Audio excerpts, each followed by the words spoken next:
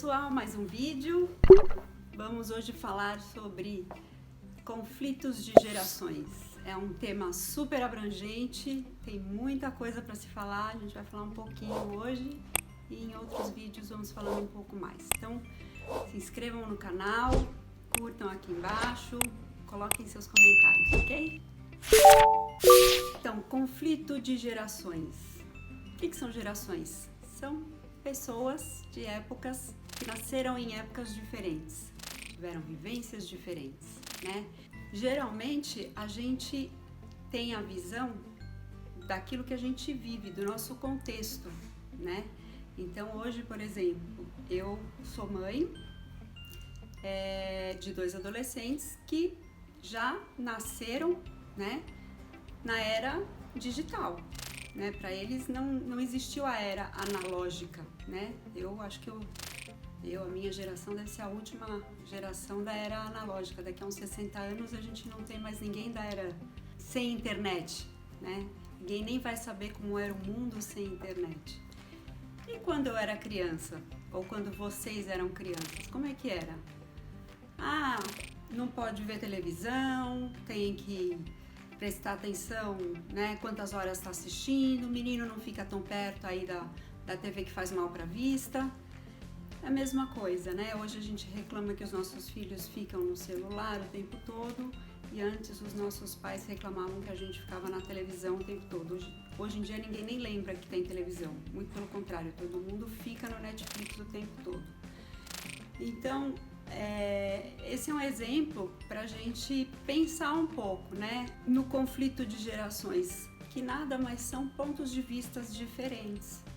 Então, para aqueles que são pais, né, ou responsáveis, que precisam olhar para um jovem, eu sei que é difícil, mas é importante que a gente se coloque no lugar dele e entenda o contexto no qual ele está inserido. É diferente do nosso contexto, no qual nós estamos inseridos e no qual nós fomos inseridos na nossa adolescência, né? O que valia para nós lá atrás não vale mais hoje, né? Claro que tem algumas coisas que ainda valem, evidentemente, educação, respeito, são valores que nunca morrem, mas o dia a dia, né, as situações, elas variam. Então a gente tem que entender o contexto atual e conseguir conversar com o jovem conforme o contexto que ele está inserido. E a mesma coisa vale para os jovens, né?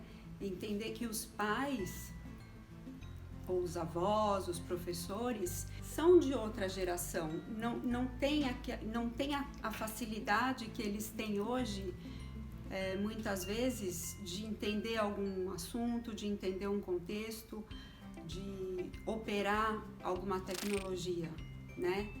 A gente tinha que ir lá no livro, na Barça, procurar as informações. Hoje a gente vai no Google, né, procurar as informações. Tá certo? Tá errado? Não tem certo e errado, né?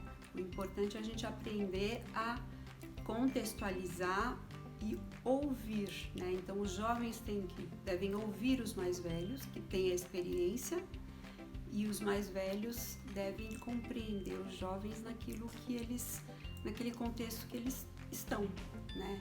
Então, antes de proibir o uso de um celular, será que não é melhor ensiná-los como se comportar na internet? Como se comportar no meio virtual? Que é a mesma coisa, né? Para mim, não existe diferença. Se você tem uma educação na vida real, você tem que ter a mesma educação na vida virtual, né? Então, isso que está faltando para que vai falando nessa questão de conflito de gerações, que onde pega mais hoje em dia, que é no uso dos equipamentos eletrônicos, o que falta é isso, na verdade, um não ter medo e o outro aprender a ouvir, né? E assim os dois conseguem conversar. Esse é um tópicozinho pequenininho sobre um tema que a gente tem vários assuntos para falar. No que o coaching pode ajudar, né? Como é que eu posso ajudar vocês? Muitas vezes a dificuldade de comunicação entre os pais e os filhos existe porque um não conhece o outro, um não conhece a forma de ser do outro, né?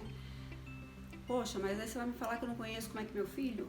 Muitas vezes a gente não conhece como são os nossos filhos, porque cada pessoa tem um comportamento diferente.